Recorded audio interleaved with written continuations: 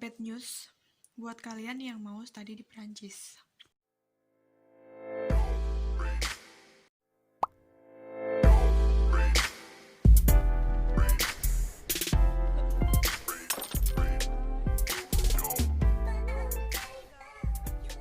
Kuku, assalamualaikum warahmatullahi wabarakatuh. Kembali lagi sama aku di Ruby Story. Ça va mes amis? J'espère que vous allez bien. Soal pakai bahasa Prancis. Yaudahlah ya. Lupakan. Tanggal 11 kemarin, Prancis mengumumkan bakal pertama kalinya deconfinement, yaitu mencoba untuk membuka lockdown lagi. Membuka lockdown gimana ya? Untuk kembali beraktivitas. Jadi deconfinement gitu. Yang kemarin itu namanya confinement, guys. Jadi kita bisa keluar dengan jarak 100 km. Oke, jadi tanggal 11 kemarin itu adalah salah satu one of them, inilah berita baik, good news gitu ya, angsur-angsur bakal memulihkan diri. Ça fait longtemps banget ya.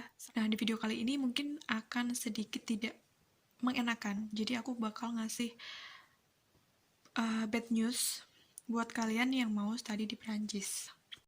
Nah, berhubung kebijakan negara Prancis itu berubah, ya itu kayak dirubah akhir 2018 lalu itu mengenai studi di Prancis. Jadi buat kalian yang punya planning mau kuliah di Prancis, dipikir lagi, dan daya tariknya Prancis ini salah satunya adalah biaya pendidikannya yang lebih rendah dari negara Eropa lainnya. Perdana Menteri Edouard Philippe yang menyampaikan bahwa bakal ada kesenjangan. Aku di sini menyampaikan kesenjangan langsung ya, walaupun beliaunya menyampaikan nggak kayak gitu. Jadi bakal ada kesenjangan pembiayaan di sekolah Prancis, di sekolah umum Prancis untuk warga negara non-European. Sebelum kita sampai kepada biaya-biaya itu, aku bakal menyampaikan beberapa mungkin kesulitan lainnya yang mungkin harus kalian pahami sebelum datang ke sini. Jadi yang pertama, kalian udah tahu pastinya bakal jauh dari orang tua. Dan walaupun nih buat kalian yang sudah terlatih, aku udah terlatih jauh dari orang tua, aku kemarin S1 atau SMA aku pun ngekos sendiri. Guys, please, ini tuh bukan Indonesia. Jadi aku udah ngerasain sendiri, aku pribadi nggak tinggal sama orang tua aku tuh mungkin 5 tahun. Ya 5 tahun, jadi aku tinggal di Jogja sendiri 5 tahun ngekos. Dan aku tuh sebelum berangkat ke sini kayak ngerasa I'm strong enough to spread with my family, but when I came here it's really different. Jadi beda banget LDR sama family kita itu, antara sama-sama di Indo sama di sini itu bakal kerasa banget, apalagi kalau kalian ini kedua mungkin ya, keterbatasan bahasa. Jadi kalau kalian benar-benar ingin atau memang udah bulat pengen banget ke Prancis, pengen sekolah di sini, kalian paling nggak harus menguasai bahasa Prancis minimal B2 untuk S1. Untuk S1, S2 itu tergantung universitasnya ya. Jadi itu tuh level yang sangat berat, guys. Untuk kalian pun yang ambil kuliah pengantar bahasa Inggris, jadi bahasa pengantarnya bahasa Inggris pun, kalian tuh harus bisa bahasa Prancis. Dengar ada keluhan dari teman-teman kalau mereka itu dikucilkan dalam kelas karena dia nggak menguasai bahasa Prancis. Padahal perkuliahannya mereka itu bahasa pengantarnya bahasa Inggris. Nah, jadi kuliah di sini itu kebanyakan adalah praktek, discussion, terus kerja lapangan, kerja kelompok gitu-gitu. Nah, kebanyakan orang-orang sini tuh, orang-orang Prancis juga, ya namanya di kelas kan bukan cuma orang Indo, bukan cuma orang Asia aja kan. Jadi banyak orang Eropa dan orang Prancis tentunya. Kemudian saat bikin kelompok, orang-orang yang dari Asia yang nggak bisa bahasa Prancis itu bakal dikucilkan karena keterbatasan bahasa itu. Jadi menurut mereka itu kita itu dikiranya arogan karena kita itu udah di Prancis. Kenapa ngomongnya cuma pakai bahasa Inggris? Ya belajar dong. Iya, mikirnya ya bahasa Inggris juga bukan bahasa ibu kita kan. Mungkin dikiranya kita di negara kita itu ngomong pakai bahasa Inggris kali ya. I have no idea about that. Tapi gitu, itu faktanya. Jadi paling enggak kalian harus bisa bahasa Prancis.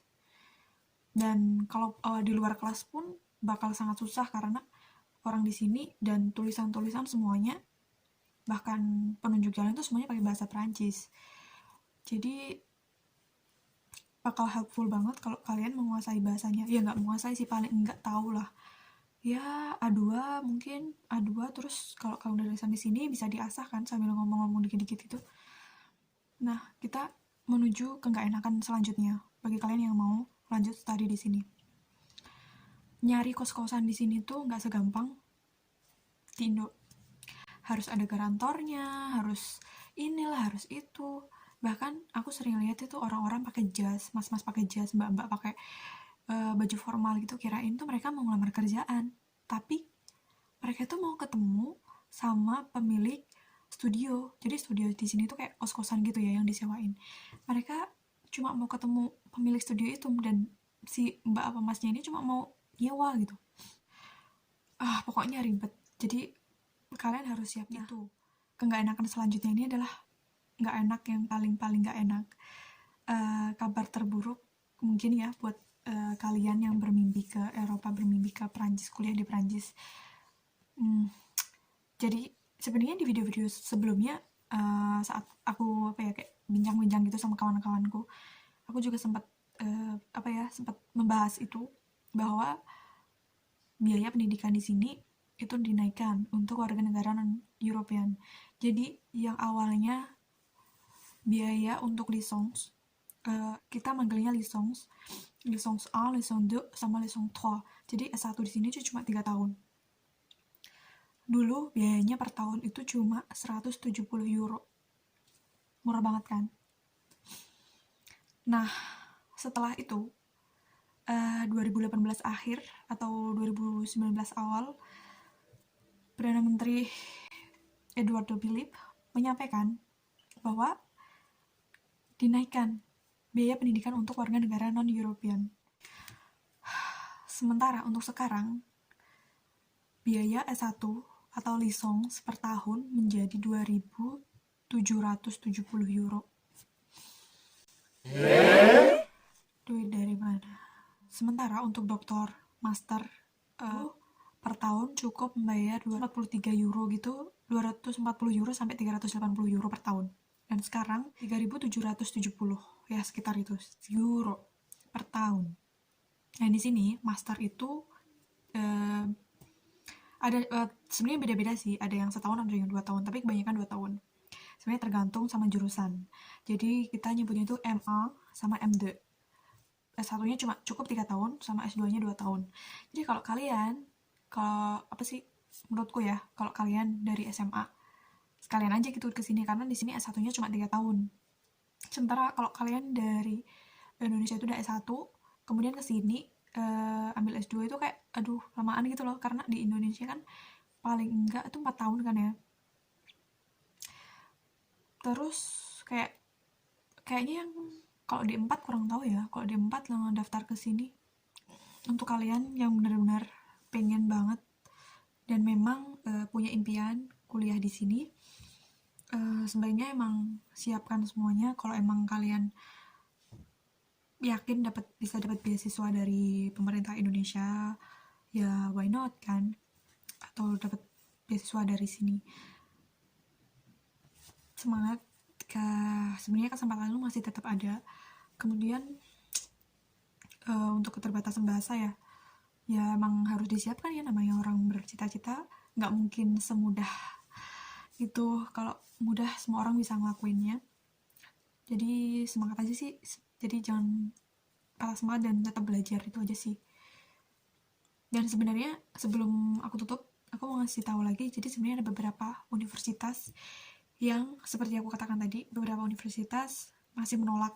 Jadi sebenarnya pas 2019 itu masih banyak banget universitas yang menolak, tapi pada akhirnya beberapa mau nggak mau harus mengikuti peraturan pemerintah.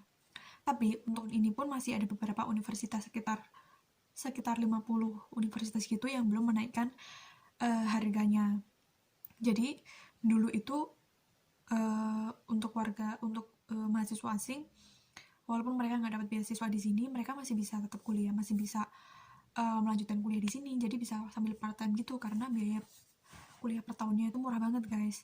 Ya bayang aja katanya tadi kan S1-nya cuma 300, anggap aja 370 kan. Kalian kerja di sini paling per jam bisa 10 sampai 15 euro itu per jam. Sehari part time anggap aja 5 jam, bisa 50 euro. 50 euro itu baru sehari. Bisa dikalikan kalau seminggu. Dan kalian justru di sini tuh yang lebih mahal itu adalah biaya hidup. Jadi living cost-nya itu lebih mahal daripada biaya pendidikan dulu. Tapi kalau sekarang semuanya mahal, apalagi di Paris.